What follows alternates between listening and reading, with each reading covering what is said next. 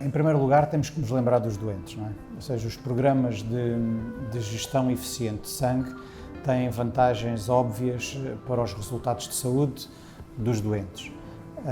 Existe evidência muito robusta de que a utilização inapropriada do sangue, nomeadamente a utilização de transfusões sanguíneas, está associada a um aumento de infecções intra-hospitalares, a um aumento, por exemplo, do risco de acidente vascular cerebral ou de infarto do miocárdio, e existe também evidência muito robusta de que os doentes sujeitos a transfusões têm um risco aumentado de morte.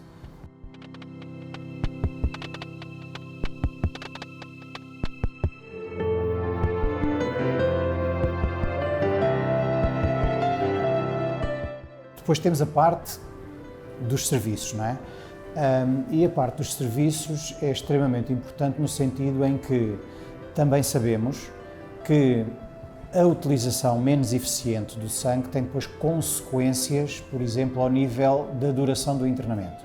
Sabe-se que os doentes que são transfundidos, quando comparados com aqueles que não têm transfusão, permanecem mais tempo no internamento. Logo, aumenta os custos do internamento, mas não só, havendo mais infecções intra-hospitalares, havendo aumento do risco da mortalidade, tudo isso faz aumentar os custos dos próprios hospitais.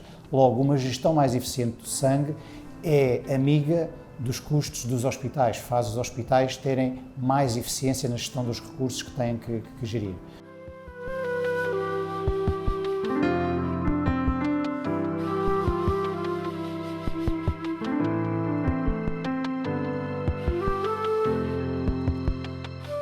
Existem vários custos envolvidos, desde logo os custos relacionados com a utilização do sangue. Por vezes há a noção de que o custo é só a componente do sangue, sejam eles as plaquetas, os eritrócitos, mas não, vai muito para além disso. Ou seja, o sangue é um componente biológico, ele tem que ter certos cuidados, armazenamento, distribuição, administração. Há todo um conjunto de custos relacionados com as estruturas físicas que são utilizadas para fazer a administração do sangue nas transfusões aos doentes, materiais, e estes custos representam normalmente 50% do custo de uma transfusão.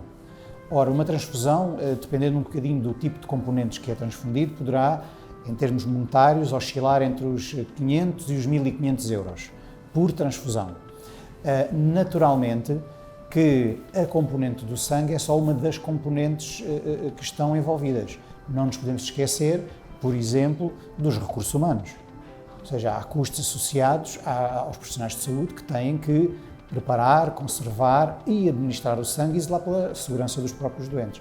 Por isso, os custos das transfusões têm que ser vistos na sua globalidade e não apenas no custo propriamente dito do sangue.